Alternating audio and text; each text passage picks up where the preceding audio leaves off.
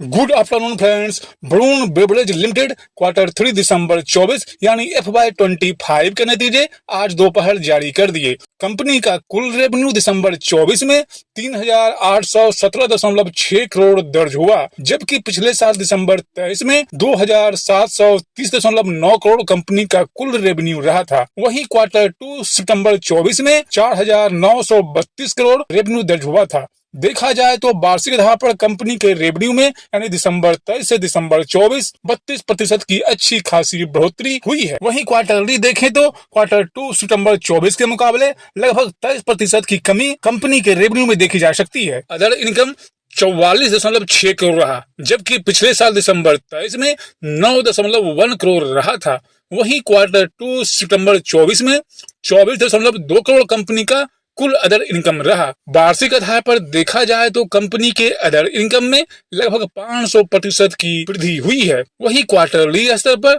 83% की वृद्धि कंपनी के अदर इनकम में देखने को मिलता है। एक्सपेंसेस Q3 दिसंबर 24 में 3,607.4 करोड़ दर्ज हुआ, जबकि पिछले साल दिसंबर 23 में 2,552.3 करोड़ रहा था। वहीं Q2 सितंबर 24 में 4,156 करोड़ यानी वार्षिक स्तर पर कंपनी के नेट एक्सपेंसेस यानी खर्च में लगभग 41% की बढ़ोतरी हुई है, जबकि क्वार्टरली स्तर पर लगभग 13% की कमी। नेट प्रॉफिट पिछले साल दिसंबर 23 में 143.7 करोड़ रहा था, जबकि Q2 सितंबर 24 में 628.8 करोड़।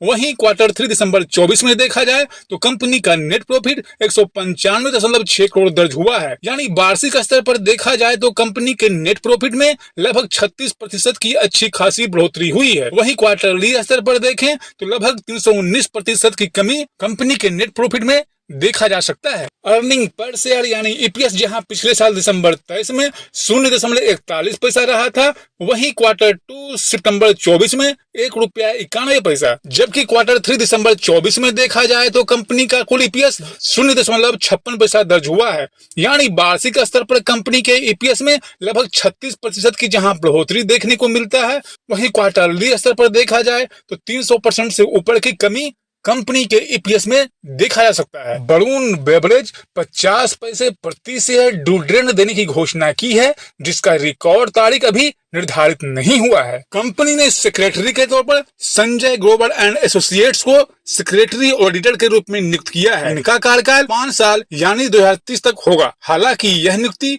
30वीं AGM में शेयर धारकों के मंजूरी के अधीन है। AGM की बैठक वीडियो कॉन्फ्रेंस के माध्यम से 3 अप्रैल को निर्धारित किया गया है। कुल मिलाकर देखें तो वरुण बेवरेज Q3 दिसंबर 24 के नतीजों में जहां वार्षिक स्तर पर रेवेन्यू, EBITDA, नेट प्रॉफिट और EPS में जबरदस्त प्रदर्शन करती हुई दिखती है, वहीं क्वार्टरली स्तर पर कंपनी हर पैमाने पे कमजोर प्रदर्शन करती हुई दिखती है। वरुण बेवरेज Q3 दिसंबर 24 के नतीजे पे यह मेरा व्यक्तिगत दृष्टिकोण है। कृपया इसे कोई खरीद बिक्री की सलाह न समझें। मैं कोई से भी पंजीकृत सलाहकार नहीं हूं और न ही किसी तरह का निवेश की सलाह देता हूं। अध्ययन के दृष्टिकोण से यह वीडियो कैसा है, कृपया अपना महत्वपूर्ण सुझाव हमें दें और चैनल को लाइक, शेयर, कमेंट और सब्सक्राइब करना न भूलें। फिर मिलते हैं अगले अध्ययन में।